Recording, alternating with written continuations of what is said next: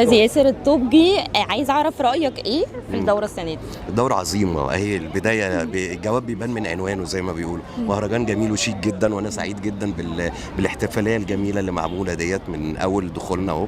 ويا رب يا رب تكمل على خير، واحنا الحمد لله بفضل ربنا عاملين سيزون حلو جدا الحمد لله رب العالمين، ويا رب دايما منورين ومصر منورة في فنها. انت كنت حاسس ان في عرض كان لازم يشارك في المهرجان وما شاركش؟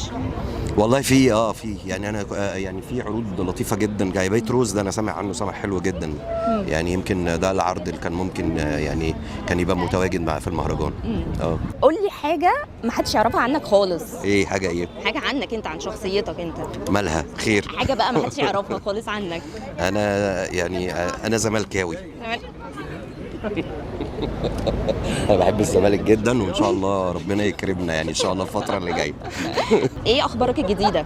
والله احنا عندنا طيب وامير، انا مش عارف انت شفتيها ولا لا، لا. لسه ما جتش. لا لازم تيجي تنورينا. الحمد لله مسرحيه محققه نجاح كبير جدا، ومحققه كوميديا راقيه جدا في فرقه المسرح الكوميدي، وعامله نجاح يعني ساحق. يعني الحمد لله رب العالمين. الحمد هيبقى لله. في جزء جديد من اللعبه ولا خلاص كده؟ والله احتمال، هم لسه ما اكدوش علينا، بس احتمال يبقى في جزء جديد، بس ممكن ما يبقاش السيزون ده، يعني ممكن يبقى يريحوا سيزون او حاجه. يعني ايه مهاليزم؟ مهاليزم زي المدبوليزم. ايوه ايوه مهاليزم.